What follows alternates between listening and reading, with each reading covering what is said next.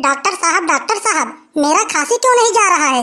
3-4 दिन से दवा लगातार ले रहा हूँ, फिर भी मेरा खांसी नहीं जा रहा है। अरे दारू पी ले दारू, तेरी खांसी चली जाएगी। अरे तुम डॉक्टर हो कि क्या हो? अरे दारू पीने से मेरी खांसी चली जाएगी।